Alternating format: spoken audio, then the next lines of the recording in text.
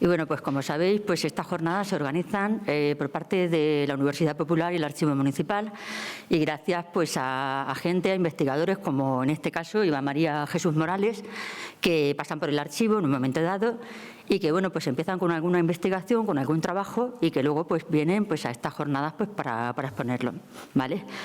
Bueno, pues en el caso de Eva, es licenciada en Historia, graduada en Historia del Arte, es profesora de Educación Secundaria del Instituto Bernardo Balbona de Valdepeñas, es profesora tutora del grado de Historia de la UNED. Y bueno, tengo que decir que yo la conocí en el año 2016 porque se pasó por el archivo y estaba haciendo un trabajo bastante exhaustivo de investigación con respecto a la guerra de la independencia, y me contaba pues que el archivo de Valdepeñas, por desgracia, se había perdido, se había quemado, creo que había sido esa la circunstancia que le había pasado, y que bueno, pues para intentar reconstruir la guerra de la independencia pues estaba recorriendo los archivos de la comarca, entre ellos Bolaños, pues para buscar esa información que le faltaba en su momento. Es la tercera vez que viene, cosa que le tengo que agradecer enormemente, porque bueno, pues nos ha hecho ya una ponencia sobre la guerra de la independencia en Bolaños, que es lo único que tenemos prácticamente de esa fecha, de esa guerra.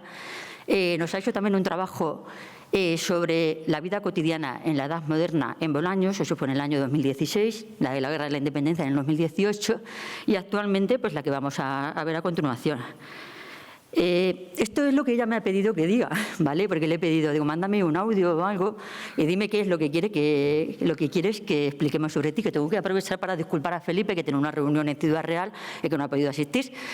Y la verdad es que se ha quedado bastante modesta y bastante corta, porque es una investigadora que tiene muchísimos trabajos. Os animo a que la busquéis en Internet, porque tiene muchísimas publicaciones, muchos datos. Algunos de los que tiene, por ejemplo, son investigaciones del archivo parroquial de la Iglesia de la Asunción de Valdepeñas. Ha sido guionista de una recreación que se ha hecho del 6 de junio de 1808 en Valdepeñas. No sé si se sigue haciendo y podemos asistir para verlas y cosas de esas. Se ha hecho también un estudio sobre las instalaciones y las bodegas de Valdepeñas a través del catastro del Marqués de la Ensenada, de la religiosidad popular, y podríamos seguir así toda la tarde porque tiene una cantidad de trabajos y de investigaciones tremendas. Y bueno, forma parte también de una asociación cultural que se llama Orisos, que es una asociación para la investigación y la cultura, y que bueno, pues a través de esta asociación, pues uno de los trabajos que ha hecho es sobre las medidas higiénico-sanitarias y las epidemias que se han desarrollado durante la época moderna, que es lo que va a exponer con la jornada que vamos a ver a continuación, ¿vale? Entonces, pues espero que os guste y bueno, pues cualquiera que quiera saber más de ella, pues no tiene que hacer nada más que buscarla. Y muchísimas gracias, ¿vale? Consciente de todo lo que hay detrás, así que a vosotros mi agradecimiento personal por todo lo que lleváis adelante, y a todos los presentes, José Manuel, compañero mío de Orisos, que está también aquí, un gran investigador, y bueno, pues todas las personas que habéis tenido a bien acercaros hoy aquí a la Casa de Cultura a conocer algo que hemos tenido desgraciadamente bastante presente y de lo que aún estamos saliendo, como es una pandemia.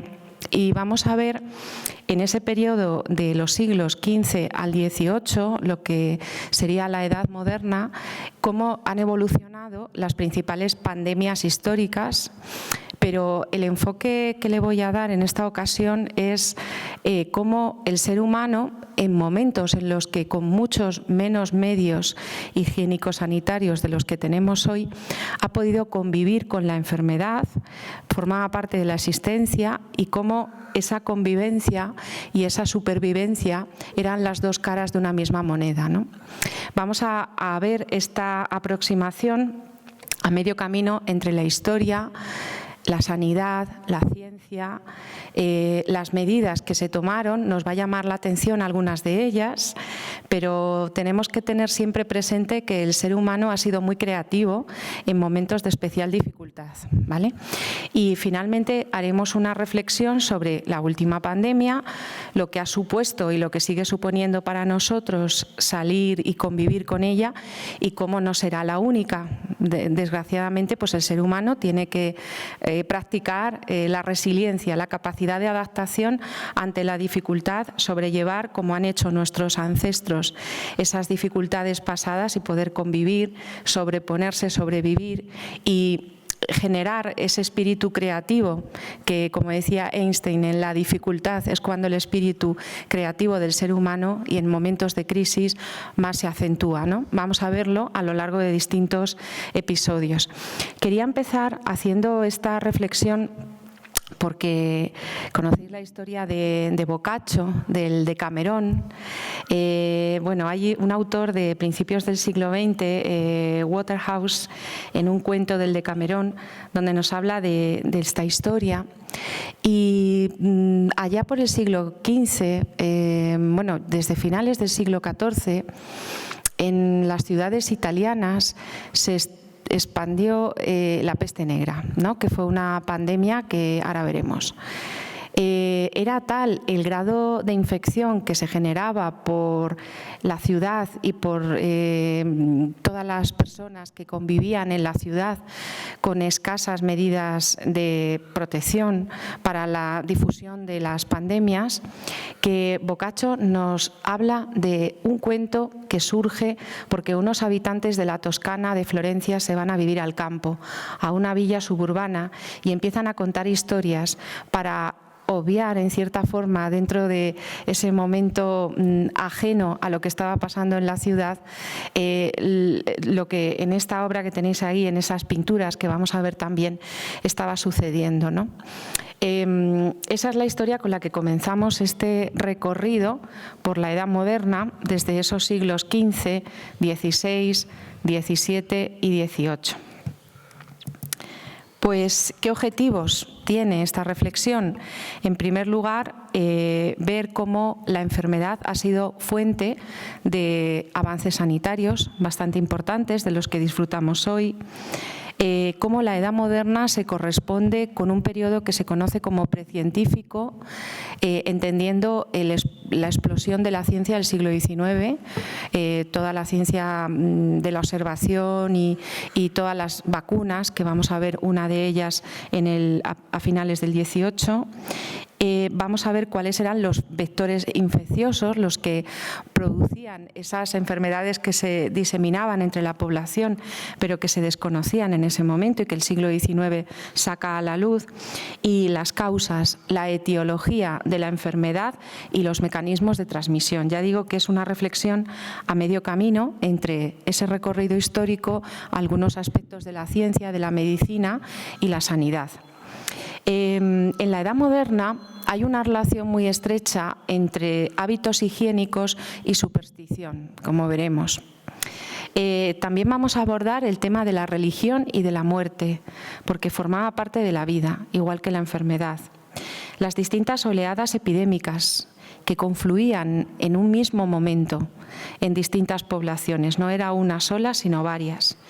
El acuciante problema de la mortalidad infantil, que debido a estas oleadas epidémicas afectaba a los más débiles.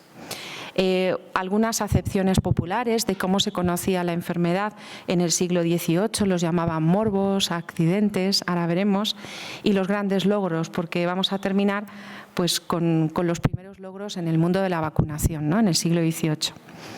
Estos son los principales ejes temáticos, pero vamos a empezar con algo que tenemos bastante cerca, ¿no? Cuando empezó todo el tema del COVID, en China, pues se echaba la culpa a pangolín, ¿no? Este ser que habían ingerido en los mercados de China. Nunca se llegó a aclarar aquello. Y estamos en el siglo XXI y todavía hay una carga importante de superstición en la explicación del origen de las enfermedades, como es este caso.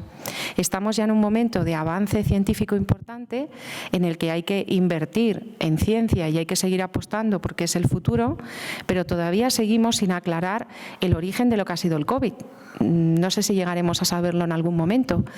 Se hablaba de esos mercados, de la ingesta de este tipo de carnes, algunos murciélagos, pero es que en la Edad Moderna pasaba lo mismo. No había una explicación muchas veces científica del origen de las enfermedades. Y en pleno siglo XXI parece que muchas veces tampoco se llegan a aclarar estos aspectos en relación, por ejemplo, al COVID. Pero en el siglo XVII, como es esta obra de Murillo que se llama El joven mendigo, que está en el Museo del Louvre, hay un componente que relaciona la mendicidad, la pobreza, con la transmisión de la enfermedad.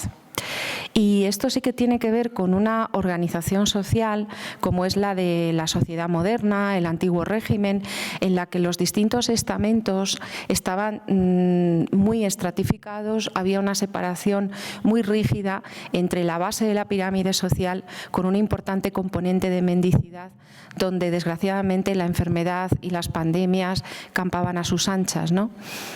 Hablaremos de mecanismos porque parece interesante cómo en el siglo XVII, en el barroco, hay muchas pinturas que hacen referencia a la transmisión de las enfermedades a través del piojo, ¿no?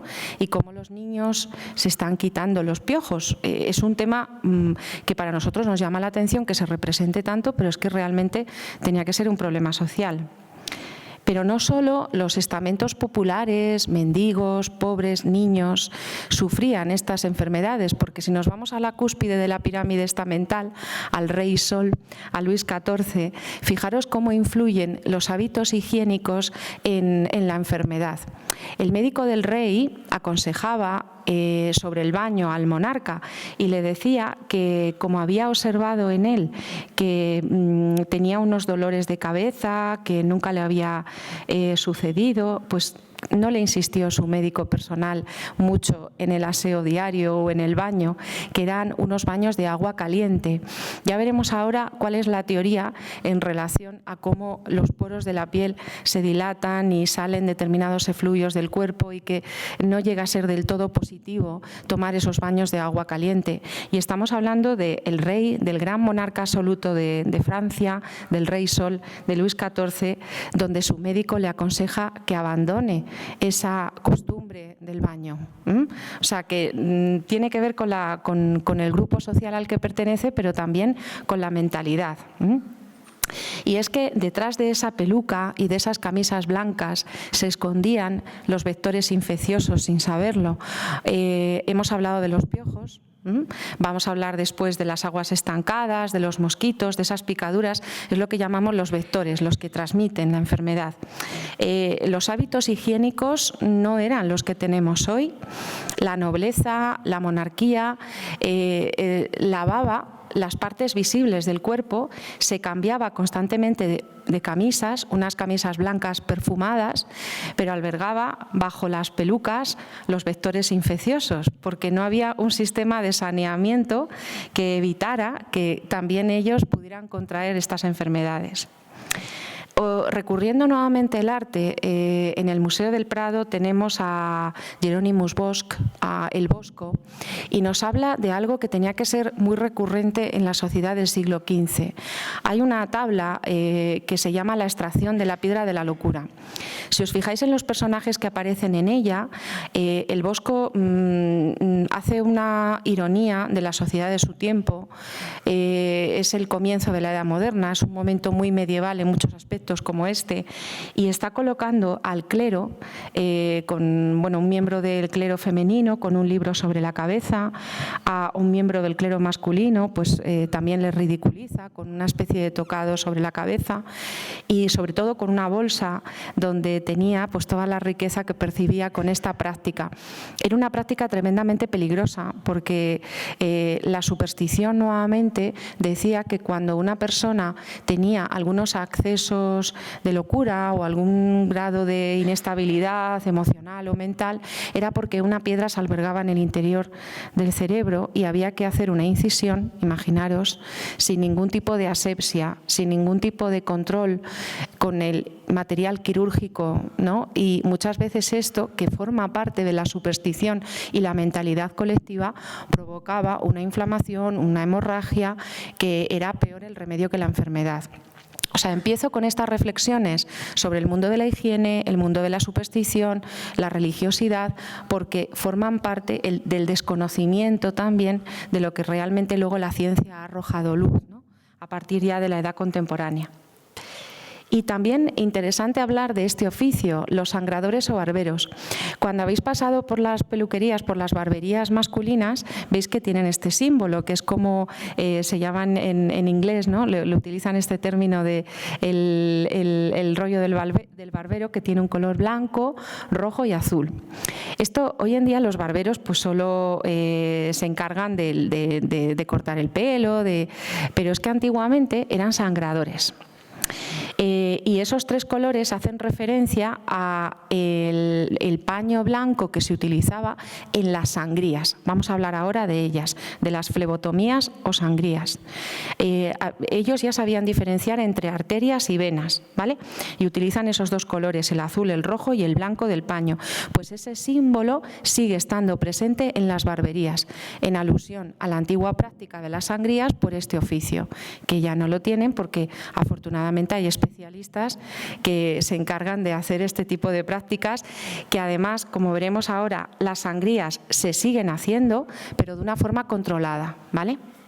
¿Y qué eran las sangrías? Se llaman técnicamente flebotomías, ¿vale?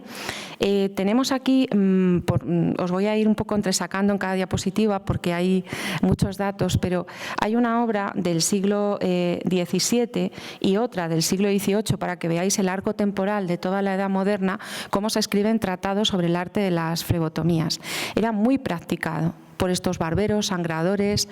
Dentro del gremio de los médicos estaban los cirujanos, los médicos, los farmacéuticos, los barberos y los sangradores, y cada uno tenía una función, desde sacar las muelas hasta hacer las sangrías, o sea que había como distintos oficios, ¿no?, diversificados en este mundo. Pero lo interesante es que ya esta práctica de las sangrías se viene observando desde el mundo griego. Ya hablaban de ellas Hipócrates o Galeno, ya hablaban en el mundo andalusí Avicena o Averroes, y tiene que ver con una teoría que viene del mundo griego, que era la teoría de los humores. Según los griegos, nuestro cuerpo, en una forma de explicar la enfermedad, había una serie de humores, ¿no? Y estos humores podían estar en equilibrio o podían estar en desequilibrio. Si estaban en desequilibrio, se producía la enfermedad. Y entonces era necesario evacuarlos, ¿vale? ¿Cómo se evacuaba? Extrayendo sangre, la sangría, la flebotomía. Pero está íntimamente relacionado con la astrología, con la conjunción de los astros. Así aparecen los tratados desde el mundo griego. Por ejemplo, si una persona tiene un humor colérico, domina la cólera, pues no debe dominar Marte, por ejemplo, a la hora de hacer la flebotomía. Si es melancólico, que no domine Saturno, y así hay una conjunción astrológica para llevar a cabo esta práctica.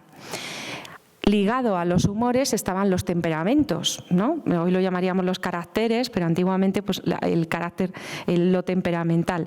Había personas más sanguíneas, más coléricas, más melancólicas, ¿no? Y según el humor que dominara, según también la conjunción del astro, pues si se desequilibraban había que acudir a la sangría. ¿Cómo se realizaban? De 2 maneras. A través de la venesección, que es la sección de la vena a través de un instrumental quirúrgico. Esta era la más practicada, pero luego también os sonarán las sanguijuelas. También se ponían sanguijuelas que succionaban la sangre, ¿vale? Se ponían en las muñecas, en los tobillos, se ponían para succionar, ¿no? Porque había que evacuar la sangre para volver al equilibrio inicial de los humores y entonces evitar la enfermedad. No se podía practicar a todo el mundo, como veremos, porque hay determinadas edades. Estoy utilizando los términos de esa época, de cómo llamaban a las edades. La infancia, hasta los 4 años, estaba bajo la influencia de la luna. Siempre hay una vinculación astrológica, ¿vale? La edad pueril, hasta los 14, se podía ya sangrar, no se podía sangrar en edad infantil, pero sí pueril, siempre que fuera en Mercurio, con la conjunción de Mercurio. En la adolescencia, cuando estuviera el dominio de Venus, y así hasta la vejez, que se consideraba hasta los 68 años, pero luego había una edad, las que pongo en rojos porque no se practicaba la sangría, que era la edad decrépita o extrema. Fijaros cómo llamaban a la edad que iba más allá de los 69 años. Esto es terminología del momento. ¿Y cuándo no se debía sangrar a un paciente? Bajo ningún concepto, en un momento de calor extremo o de frío extremo. ¿Vale? Había cierta racionalidad en la práctica, porque se decía que cuando hacía un calor extremo, en verano, la sangre corre demasiado líquida, ¿vale? Y podía haber una hemorragia. Y cuando había un frío intenso, se coagulaba. Entonces, los humores que tenían que estar separados se confundían y era muy difícil evacuar el desequilibrio humoral. ¿Me explico, no? Ni en un momento en que la sangre fuera muy líquida, ni en un momento en que se coagulara, por el frío o por el calor extremo, porque había que separar esos humores que se habían desequilibrado y volver al equilibrio.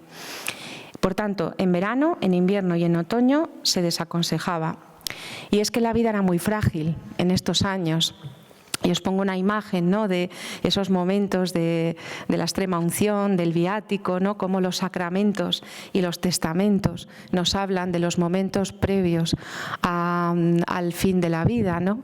Y hay muchas expresiones que nos hablan de los testamentos y de cómo los enfermos o bien estaban en cama pero vestidos o bien estaban de pie. Se hace como muchas alusiones a en qué situación tenía que estar el enfermo en el momento de testar. Se deja constancia de ello en este documento. Por ejemplo, el viático, que es la extrema unción, se aplica al caso de un enfermo que no lo pudo recibir porque tenía continuos vómitos de sangre. Nos podemos hacer a la idea de qué tipo de enfermedades, ¿no? Porque no se hace una alusión específica a algunas enfermedades, sino que se describen. O, por ejemplo, que padecía una privación de la que no volvió en sí, o sea, una pérdida de conciencia. O, por ejemplo, un accidente que llegó ya, pues no pudo dársele o administrársele ningún sacramento. Por omisión de sus padres, también he encontrado algún caso, por no dar aviso para ellos. O sea, es curiosísimo ver la mentalidad que hay detrás de la enfermedad, ¿no? En este estudio, como digo, a medio camino entre lo mental, lo médico, lo premédico, precientífico y la superstición. Muchos niños morían en los primeros días de vida y por eso se le aplicaba lo que se llama el bautismo por necesidad o también echar agua de socorro. Era muy alarmante la mortalidad infantil en estos años. Había familias muy extensas, muy numerosas, pero perdían a los hijos en los primeros meses de vida o en los primeros días. Y bueno, vamos a hacer, una vez visto esta primera reflexión, ¿no?, donde hemos visto que la forma de vida era muy diferente a la nuestra y cómo había algunas prácticas como esas flebotomías de los sangradores, de los barberos, ¿no?, esa extracción de la piedra de la locura, esos hábitos higiénicos que hasta la corte del Rey Sol desaconsejaba un baño de agua caliente, o esas pandemias que a través de distintos vectores afectaban a la población más humilde y empobrecida, pues vamos a ver cómo desde el siglo XV al XVIII empieza a haber una serie de oleadas epidémicas, ¿vale?, que van a afectar a la población. Tenéis que tener en cuenta que no es una sola, que a lo mejor en un momento determinado, os voy a enseñar algunos casos, coinciden varias a la vez. Imaginaros lo que es convivir y sobrevivir a esa situación, ¿vale? Bien, bueno, hay distintos términos, os voy a ir hablando de los más importantes, pero vamos a empezar por la peste bubónica, ¿no?, que empieza en el siglo finales del XIV, XV, de la que hablaba el Decamerón de Boccaccio. Se llama peste bubónica porque una de sus manifestaciones eran unos bubones, unas ronchas así negras que salían en las axilas, en el cuello, ¿no?, en el sistema linfático, ¿no?, ahí se producían. Era una especie de zoonosis. ¿Qué es una zoonosis? Es que un vector, que ahora veremos cuál, transmite una enfermedad que tenía un animal al ser humano. Es lo que se decía del pangolín, ¿no?, o del murciélago, que esa enfermedad estaba en los animales y que se pasó a los seres humanos. Bueno, pues ¿cuál era el vector que nos trajo esa enfermedad? Las ratas, ¿no? Pero claro, las ratas traían una pulga, portaban una pulga en su pelaje y esa pulga tenía una bacteria. Y esa bacteria es la que da nombre a la peste, la Yersinia pestis. pestis, ¿vale? Entonces, es una zoonosis porque es el vector, el mecanismo transmisor es la rata que porta una pulga y la pulga la bacteria. Y cuando se produce la salida de esas ratas de los barcos de comerciantes que venían, ahora veremos de dónde, y llegan a las ciudades italianas, empiezan a salir las ratas de los barcos, empiezan a ocupar las ciudades. En esas ciudades tenemos que entender que convivían los animales con los seres humanos en unas condiciones de hacinamiento y se produce una infección. No conocen cuál es el origen, no saben que esa pulga salta del pelaje de la rata al ser humano y que porta en su interior como vector la bacteria que provoca la peste, ¿vale?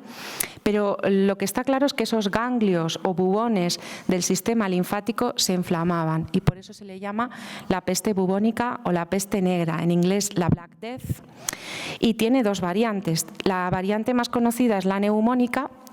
Y bueno, la más famosa es la septicémica porque es la que se produce por una infección de la sangre y entonces se manifiesta en estas manchas negras en la piel, ¿vale? Esa es la variante septicémica, la de la sangre. Pero luego hay una variante neumónica que es muy desconocida, que afectaba al aparato respiratorio y que esa era la más transmisible porque es como la gripe, ¿no? Se transmite a través de pequeñas gotículas que hay en el aire y que se respiran. Pasa a los pulmones, al sistema respiratorio y tiene una transmisibilidad enorme, ¿no? Entonces, no conocían de dónde venía, empieza a producirse pintura que habla de la peste, ¿no? Bruegel, aparecen muchas obras que hablan de ello. ¿Y cuáles son las causas reales y las causas aducidas, ¿no? En este momento? Vamos a ver.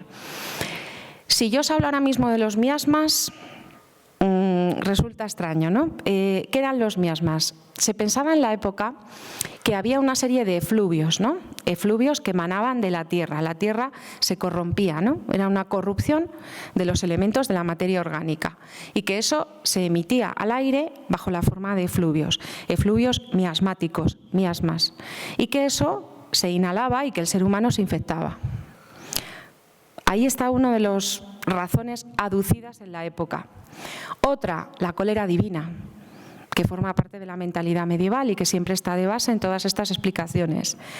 Pero no empezaron a ver que el origen eran las ratas y esos roedores, esas pulgas que se transmitían, hasta que ya la enfermedad se llevó a gran parte de la población europea a finales del siglo XIV.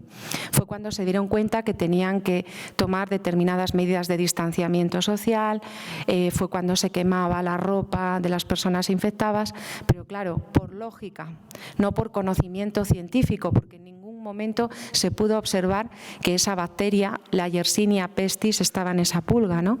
Pero sí se empezó a por lógica, tomar determinadas medidas preventivas, ¿vale? Que en los primeros momentos no se conocían. Os pongo este extracto de las distintas oleadas de la peste para que veáis que siempre se habla de 1348, pero es que tenemos peste negra, variante septicémica, bubónica o neumónica, en todo el siglo XVI. Hubo un momento en el que fue tal el grado de dispersión que tuvo que reunirse en Basilea una reunión de urgencia para tomar medidas profilácticas, medidas de prevención, la profilaxis. Pero fijaros que en las principales regiones de toda Europa, os pongo en rojo la de Hungría del año 66, hubo a lo largo de todo el siglo XVI. Pues siempre asociamos en mente el final de la Edad Media, el otoño de la Edad Media, la peste negra, ¿no? Y es que es una pandemia, porque es global, que afecta a toda la edad moderna. En el siglo XVI, en el siglo XVII, la de Londres del 36, la de Nápoles. ¿Conocéis el diario del año de la peste de Daniel Defoe? Bueno, pues te está hablando de que hay una oleada en 1665 en Londres, ¿vale? O en el siglo XVIII hubo en Mesina, en Nápoles, en Marsella, en Moscú. Es decir, hasta bien entrado el siglo XVIII tenemos peste tal cual se conoció a finales del XIV en toda Europa, ¿vale? Y todo comenzó pues con esos barcos, no os lo he contado, que llegaban de Oriente, de comerciantes, de Génova, de Venecia, que llegaban a las ciudades italianas. Siempre la peste penetró en la costa y luego al interior. Las ciudades costeras y comerciantes siempre fueron más afectadas que las del interior. Os cuento esto porque es una curiosidad. En el siglo XVIII, en Inglaterra, hay una variante que no llega a ser la peste bubónica, no tiene nada que ver por el grado de evolución y la letalidad, que se llamó la Picardy Sweat o el sudor miliar. Tiene que ver con la peste en el sentido de que es una erupción cutánea, ¿vale? Es una miliaria, de ahí viene el concepto de miliar, erupción cutánea. Pero el origen es por una obstrucción de los conductos del sudor. Es mucho menos maligna que la peste bubónica porque solo tiene 7 días de desarrollo. La peste bubónica era más rápida en la evolución y mucho más letal. Causas aducidas, pues la emanación de fluvios, el tema, incluso se hablaba en el sudor inglés de que como afectaba a determinados grupos sociales, pues que era por el espíritu de la glotonería. O sea, es súper interesante ver las causas que se aducían en la época que no tienen nada que ver con la ciencia de por qué se producían estas enfermedades. Y luego, bueno, una pequeña parada en la mortalidad infantil.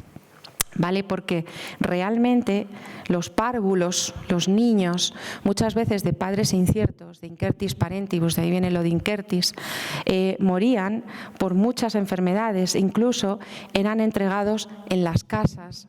Aquí en Bolaños también he visto algo, en todos estos siglos, XVI, XVII, XVIII, ¿no? Se dejaba muchas veces con una prenda identificativa, porque el deseo era volver a recogerlos algún día en las casas, en las portadas de las familias pudientes de la ciudad. Y bueno, pues por ejemplo, en la Guerra de la Independencia sí hay muchos casos de hijos de padres desconocidos, ¿no? Por el paso de tropas, los niños se abandonaban, pasaban a orfanatos, en fin. Si a todo esto le añadimos que estas epidemias les afectan mucho, ¿vale? Pues ahí tenemos la mortalidad infantil. Era una economía de subsistencia, era muy complejo la crianza de los niños y sobre todo en este entorno. La presentación es muy larga y por eso estoy pasando más rápido las diapositivas, pero os comento que hay una serie de enfermedades que se dan, sobre todo el tabardillo, que ahora hablaremos de él, las viruelas, la disentería, que es la diarrea, ¿no? Y bueno, pues los sarampiones, que hoy tenemos, esto lo paso un poquillo porque si no nos vamos a... Os voy a hablar de las más importantes ahora porque hay un capítulo de cada una. Hay, aparte de lo que son las pandemias, accidentes, ¿vale? Así reflejados en la documentación, por demencia, locura, por gangrena, por tremores fríos, que se dan fiebres. Pero, por ejemplo, hay una referencia a la hidropesía. Hoy en día diríamos que es una retención de líquidos, pero es mucho más complejo que todo eso, porque no es que se acumularan los líquidos en los tobillos, en las muñecas, en el cuello, sino que si se acumulaban en el corazón, en el hígado o los pulmones, podía producir la muerte, ¿no? Y hay mucha referencia a el edema, se llama también edema o hidropesía, ¿vale? Todos estos males endémicos, podemos decir, de las sociedades modernas, estaban provocados por bacterias. La mayoría son bacterias. Hay también virus, pero la mayoría son de origen bacteriano. Por ejemplo, la difteria es bacteriana, la disentería también, la malaria es un protozoo. Se llaman calenturas estacionales. El tifus es bacteriano también y el vector es la pulga. El vector es el transmisor. Vamos a ver la disentería. Hoy en día, si viajamos a países tropicales, pues hay que seguir un sistema de vacunación recomendado para viajar a esos países. ¿Por qué? Porque existe una bacteria que se llama la Shigella dysenteriae, que sigue provocando la disentería. Lo que pasa es que bueno, pues, produce una inflamación del intestino y está relacionada con la falta de higiene, con la acumulación de heces, sobre todo en aguas no potables, que puede ser a través de su ingesta cómo se puede producir este tipo de diarrea sanguinolenta. La disentería se daba en la estación cálida fundamentalmente, pero también en los momentos de conflictos bélicos como la Primera Guerra Mundial, por el movimiento de tropas, hubo también bastantes periodos de disentería. La malaria, os sonará que todavía está presente, se llamaba también paludismo, se sigue llamando, pero que en aquella época eran las tercianas o las calenturas, las tercianas, las cuartanas, según la periodicidad, o también las calenturas estacionales. La palabra paludismo viene de pantano, porque era un agua estancada, y la palabra malaria viene de mal aire, que emanaba de los pantanos, lo que os decía de los efluvios y demás, el mal aire de los pantanos, malaria, paludismo. Bueno, pues había un parásito que era un protozoo llamado el Plasmodium, que es un mosquito que en esas aguas estancadas actuaba como vector. Y como os decía, el siglo XIX es el momento de la explosión, de la medicina, de la observación, y un cirujano del ejército francés, Charles-Louis Alphonse Laveran, es el que ve por primera vez que era este mosquito el que estaba transmitiendo en las aguas estancadas la malaria o paludismo. Son enfermedades que tienen complicaciones importantes, desde encefalitis, insuficiencia renal o pulmonar, anemia, con fiebres que se repiten cada 3 o 4 días, de ahí el nombre de cuartana, y también se le conoce como calentura sincopal. Problema, que los brotes que he observado en este periodo coinciden en el tiempo con las fiebres tifoideas y a veces los síntomas son parecidos. ¿Qué estaba pasando? Que probablemente se estaba produciendo al mismo tiempo, relacionado con la falta de higiene, el estancamiento de aguas y aguas no potables, la falta de salubridad, varias epidemias a la vez, ¿vale? Porque ya digo que las manifestaciones son similares. ¿Qué remedios se ponían? Pues hablan de la quina, ¿vale? Que es un extracto de una corteza arbórea que bajaba la fiebre. También el agua de nieve. Es muy curioso hablar del agua de nieve, de cómo se utilizaba. Incluso hay algunos autores ya del 18 que empiezan a ser un poco reticentes a la sangría, porque ven las complicaciones que genera, sobre todo a determinadas edades. Muy curioso también el caso del garrotillo. Garrotillo es el término popular que os dije que iba a comentar, qué palabras utilizaban en la época. Es la difteria, ¿vale? Así aparece de origen griego, pero ¿qué es el garrote vil? ¿No? El garrote vil es, en el siglo XIX, muy usado contra los liberales en el reinado de Fernando VII, ¿no? Aprisiona la garganta contra esa tabla de madera y morían así. Tenía que ser una muerte tremenda. Se aplicaba a los no adeptos al régimen, o sea, una tortura tremenda en un momento complejo. Bueno, pues el efecto del garrotillo es similar. ¿Vale?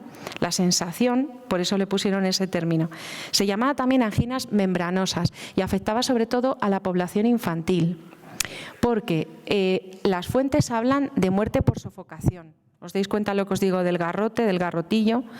Las anginas se le inflaman a los niños, produciendo una hinchazón tal que no podían ni deglutir, ni tragar, ni respirar. Y esto en una población infantil mermada, con escasez de alimentos, con otras epidemias confluyentes, por sofocación. La angina membranosa o maligna, el garrotillo, ¿vale? Aparece referencia a ello, bueno, en realidad es la difteria. La palabra díptera se refiere a membrana y se transmite a través de los estornudos, de la tos. Tiene dolor de garganta, dificultades para respirar y deglutir, se deforma el cuello porque esa membrana se inflama mucho y sobre todo pues afecta a esa población infantil. Fijaros qué tipo de soluciones se aportaban en la época. Un niño, estamos hablando de los niños, sangrías en la vena cefálica o toques locales en la garganta con ácido nítrico. Eran bastante, ya digo, llegar al siglo XIX, ¿vale? Y se podrá observar las bacterias y se podrán tomar otras medidas. Pero bueno, esto aparece en los tratados de medicina. El garrotillo es una enfermedad que la encontramos en el papiro egipcio, en Hipócrates de Cos o en el Talmud judío. O sea, todo esto que os estoy contando no es solo propio del siglo XV en adelante, hasta el XVIII, sino que tiene una evolución anterior. Oleadas en España, el año 13 fue algo muy importante. Coincidieron con la influenza, ahora veremos lo que es la gripe, que es algo no tan reciente, que viene de este momento.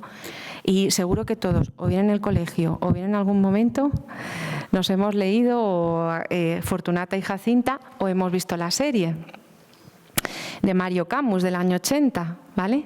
Bueno, pues en ese texto de Fortunata y Gacinta hay una alusión al garrotillo y Galdós es ya de 1870, es decir, del siglo XIX. Entonces dice que como había tantos niños en esa casa, la mies son los niños, entre el garrotillo y la escarlatina, una enfermedad del XIX, fueron entresacando a aquella mies apretada. Es decir, que fueron muriendo los niños de la casa entre por garrotillo o por escarlatina. Esto es el mundo de la enfermedad. Y hay otra enfermedad también muy curiosa que se llama el tabardillo. No sé si lo habéis oído alguna vez. Luego yo preguntando a la gente, pues si luego queréis nos quedamos y si habéis recordado o os han comentado vuestros abuelos, es interesante rescatar todo ese vocabulario y toda esa etimología de la enfermedad, porque tiene que ver mucho con la historia. El tabardum era el manto cubriente, ¿no? El manto que cubría con una erupción cutánea. Lo que hablábamos antes de la miliaria, pues una erupción se llamaba tabardum y de ahí viene tabardillo, que es la acepción popular. La enfermedad es el tifus, esantemático, en concreto el esantema por la erupción cutánea. Es una bacteria la que está detrás, que se llama la rickettsia, y el vector es un piojo. Por eso os decía, debajo de las pelucas blancas muchas veces se escondían los vectores sin saberlo. No solo en los niños que se despiojaban, aparecen muchos cuadros de niños quitándose piojos o madres quitándole piojos a los hijos, pero también en la corte del rey Sol. Producía una letalidad no tan alta como las fiebres tifoideas. Las fiebres tifoideas, el tifus, pero tiene una letalidad mucho mayor y sobre todo en los momentos de temperaturas más extremas. También se llama morbus lenticularis y fijaros todas las oleadas. Os estoy poniendo casos para ver que estas epidemias no son de un momento concreto, sino que son recurrentes. Yo he oído la frase, cuando una persona hoy en día se siente mal, tiene malestar, dice, tengo un tabardillo encima.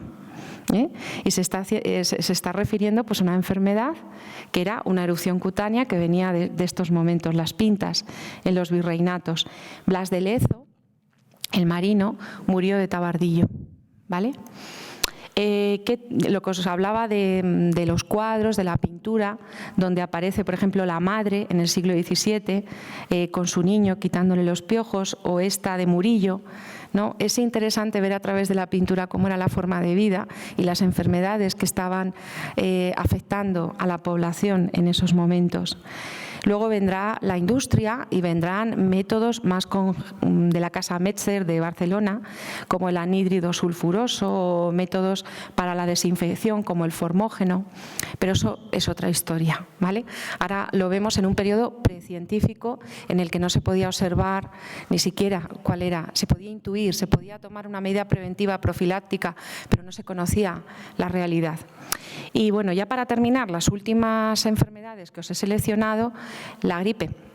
La gripe en inglés la llaman flu, porque viene de influenza. Y esto, gripe, la palabra que utilizamos en España con doble P viene del francés, ¿vale? La gripe se atribuye, como su propio nombre indica, a la influencia de las estrellas. Lo que os hablaba antes de la unión astrología, sangría, flebotomía, la influencia de los astros está detrás de las explicaciones que ellos daban a la enfermedad. Ya en la Italia del siglo XV, por eso la cojo aquí para esta charla, porque tiene su origen en los cuarteles militares de la Italia del Renacimiento. Se le llamaba il male di Castrone. Esos campamentos militares donde se propagaba la gripe. Hubo una época muy importante de gripe en Inglaterra, de ahí viene la abreviatura flu, a mediados del siglo XVIII, y en la Francia de la Revolución Francesa es cuando aparece por primera vez gripe con dos P's. La palabra gripe del francés quiere decir acurrucarse temblando de frío, que es uno de los síntomas de la fiebre provocada por la gripe. Todos hablamos también del catarro. Bueno, pues la influenza en algunos documentos aparece como catarrus tusis, ¿no? O sea, para que veáis que mucha terminología que utilizamos hoy se utilizaba ya en esta época. Os pongo algunos años. En el año 1732 hubo una pandemia mundial de gripe. Y ya por último la viruela, porque esto nos da en esta parte final ya de la charla un mensaje alentador. ¿Habéis visto en los años que os he puesto que los niños morían por viruelas, por sarampiones, aparte de por garrotillo y demás? Bueno, esta es una de las pocas producida por un virus, ¿vale? El virus, me oís bien así, ¿no? El virus de la variola, de ahí viene viruela. Todos conocemos, habéis visto imágenes de esas cicatrices que dejaba, ¿no? Esas costras, porque generaba unas ampollas. Entonces eso dejaba cicatrices en la cara. O sea, era como un signo muy evidente de que esa persona había sufrido viruela. También llagas en la nariz y en la boca. Pero el problema de la viruela es que si se complicaba, lo que hemos hablado antes de los edemas, con un edema pulmonar o con una insuficiencia cardíaca, podía complicar el cuadro clínico y llevar a la muerte, ¿vale? La viruela fue letal, tuvo una letalidad increíble.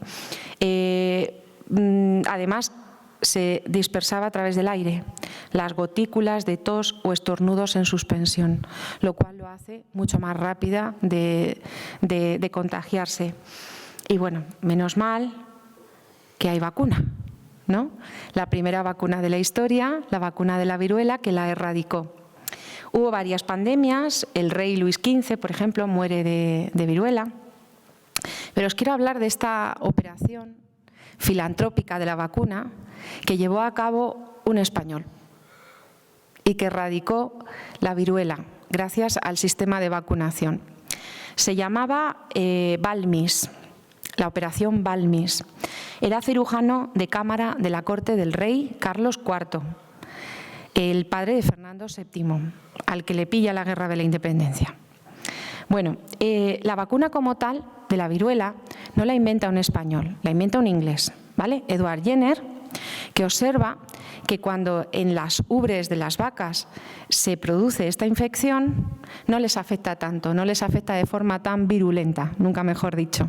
Y entonces se extrae parte del componente infeccioso que se desarrolla en la vaca, de ahí el concepto vacuna, y se inocula en el ser humano. Te está transmitiendo el virus desarrollado pero aletargado, porque la vaca vacuna experimenta una evolución menos virulenta. Entonces quiere que tú cuando pases eso, porque tu cuerpo reacciona, porque es un virus que está aletargado pero la pases así, más suave. Ese es el concepto vacuna, ¿no? La inoculación. ¿Y qué hizo Balmis? Pues conocedor del invento de Jenner, quiso llevar la vacuna a América.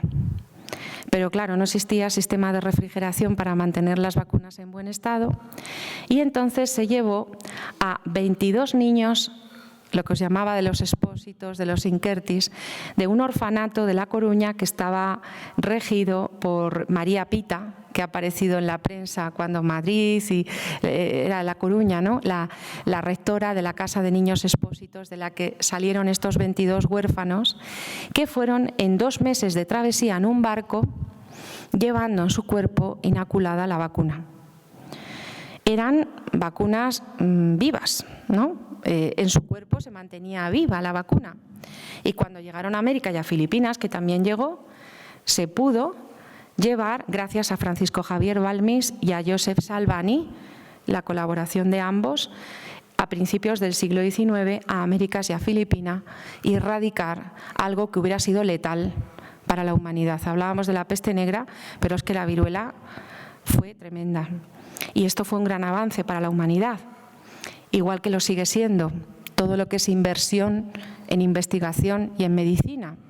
Porque igual que se llamó la operación filantrópica de la vacuna, la filantropía, el deseo y la vocación de servicio para la humanidad sigue siendo la clave de la evolución y del progreso. Porque igual que hicieron en el siglo XVIII Balmis con los medios que tenía a su alcance, hoy en día estamos ya en una etapa científica, estamos en un momento en que es necesario seguir apostando por ello. Y esta charla, esta parte final también tiene esa carga de reflexión, sobre lo que somos, sobre lo que hemos sido, sobre esa resiliencia que practicamos día a día, que aún no hemos salido de una pandemia, que tenemos que estar preparados porque esto forma parte de la historia y va a pasar, o sea, que haya más pandemias, que tengamos que convivir con ella.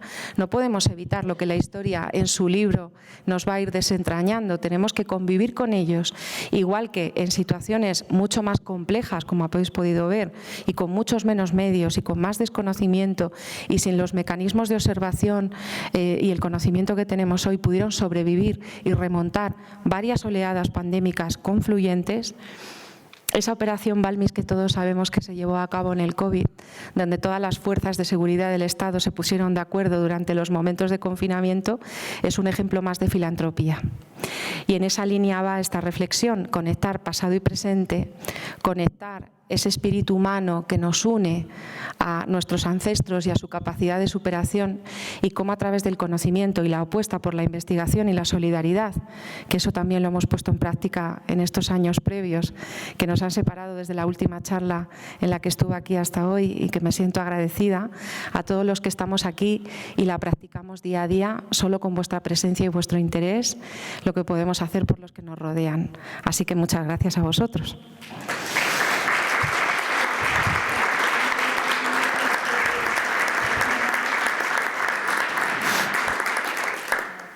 Bueno, yo estoy a vuestra disposición y si queréis que nos quedemos hablando un ratito o comentarme alguna cosa, o vamos, yo estoy aquí encantada, ¿eh? O escucharos a vosotros, porque eso también me gusta, que me comentéis, pues mira, esto que has dicho del garrotillo, del tabardillo, del tifus, de la malaria, del paludismo, porque seguro que hay expresiones que habéis oído, porque esto surge ahora después, ¿no? Cosas que habéis oído, que os suenan, que conectáis con... Sí, sí, sí. Lo curioso que es lo cotidiano que tenemos ahora, algo como la mascarilla, que hasta entonces apenas se conocía o apenas habíamos oído hablar de ella, y sin embargo, pues, al final del siglo XIX y al principio del XX era algo muy normal, lo que conocían como el tapabocas, que al principio pues, nos pasaba desapercibido, lo leíamos en alguna novela y sin embargo estaba ahí. No era... La fotografía histórica sí lo evidencia. A principios del siglo XX, coincidiendo con las guerras mundiales, aparecen familias enteras con la mascarilla, y era algo que formaba parte de la vida y que la gente, no sé, parece que lo que dices, ¿no? Estamos redescubriendo hábitos y costumbres que han formado parte de la convivencia con la enfermedad, y que, bueno, la fotografía histórica da un montón de información sobre estos hábitos higiénicos, sobre las medidas preventivas y cómo la gente las asumía como algo que practicaba además toda la familia y que formaba parte de su vida. Curioso. Más reflexiones que os hayan surgido a raíz de la charla, curiosidades. A mí me ha llamado la atención Sí. el tema de la oscuridad de las nieves, porque, por ejemplo, aquí tenemos documentos en el archivo de la construcción de un pozo de nieve en el siglo XVIII, ¿no? Entonces, claro, una de las razones por las que se guardan las nieves es precisamente para atender esas enfermedades, sobre todo las calenturas, o sea, de coger la nieve para abordar esas enfermedades que consideraban antes. Luego los tapadillos y todo ese tipo de cosas. Sí, sí, para bajar la fiebre se utilizaba muchísimo como sistema para mantener los productos perecederos, ¿no? Un sistema de refrigeración, y luego los neveros, que eran municipales y que eran un elemento muy importante aquí en Bolaños, además, y que hay evidencia documental de ello, y tuvo un papel muy, muy importante en ese periodo. La quina también, esa corteza arbórea, o sea, cómo se practicaban remedios naturales que fueron observando que bajaban la fiebre, se producían fiebres muy altas, y los neveros eran un elemento fundamental. Más cosas.